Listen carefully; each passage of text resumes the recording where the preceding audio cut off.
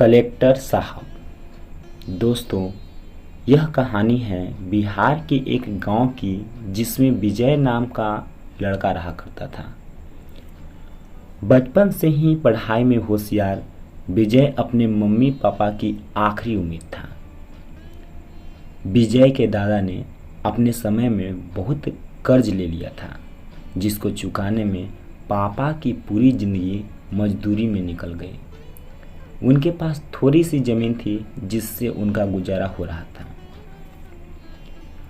पापा की तबीयत मजदूरी करने से खराब रहती थी, पर पापा विजय को इस बात का एहसास नहीं होने देते थे।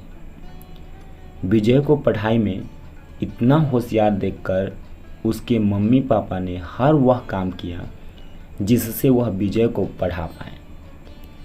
विजय की कॉलेज की पढ़ाई खत्म हो गई थी और वह एक छोटी सी नौकरी करने लगा, जिससे उसका खर्चा निकल जाता और साथ में वह कलेक्टर बनने की तैयारी भी कर रहा था।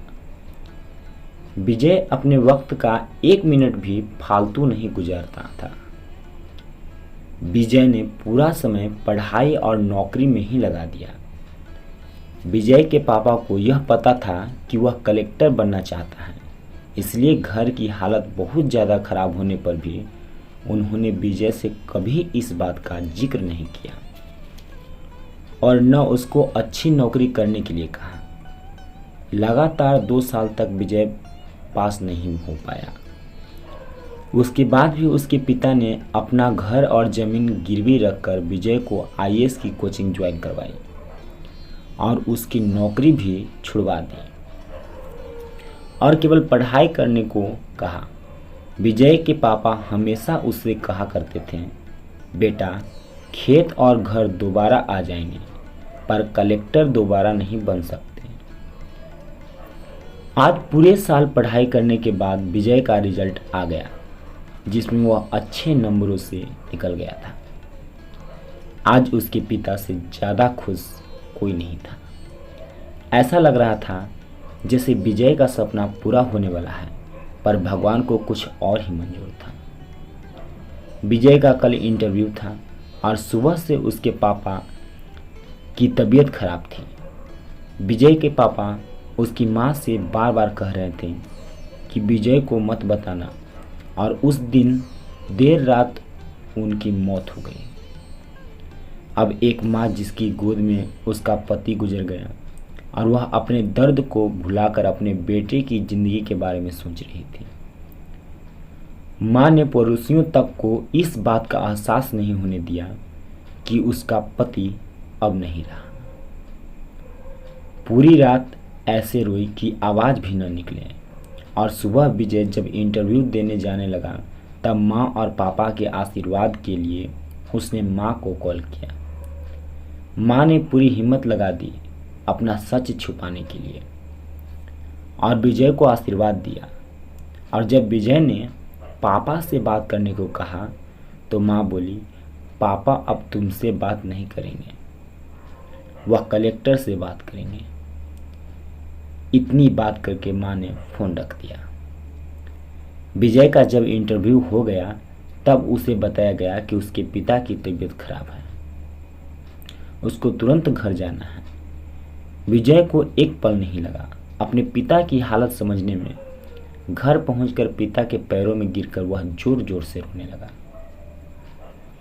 और कहने लगा, पापा उठो, देखो मैं कलेक्टर बन गया। आज उसके पिता को वह खुशी मिली थी जिसका उनको वर्षों से इंतजार था, पर आज वह इस दुनिया में नहीं थे। भगवान विजय के पिता की जिंदगी में सुख लिखना ही भूल गए थे। पहले वह अपने पिता के कर्ज में जिंदगी भर मजदूरी करते रहे और फिर बेटे के सपनों में फिर घर और जमीन गिरवी रखनी पड़ी। वह जिंदगी में कर्ज लेकर आए और कर्ज लेकर चले गए। विजय के पिता को भले ही जिंदगी में कुछ हासिल न हुआ हो, पर वह अपने लड़के को इस काबिल बना गए कि वह अपनी 7 पुश्तों को बैठे बैठे खिला पाए। विजय की मां ने जो उस रात किया, जिसको करने का जज्बा बहुत कम लोगों में होता है। जब विजय कलेक्टर बनकर घर आया तब मां ने विजय से कहा, बेटा तुम आज इतने बड़े बन गए हो कि हजारों गरीबों का भला कर सकते हो। जब भी तुम्हारे सामने कोई गरीब मदद मांगने आए तो अपने पिता और मेरे बारे में सोचना।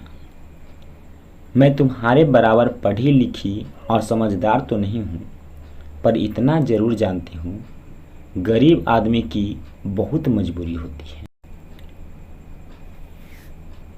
तुम कभी किसी का बुरा मत करना। शिक्षा।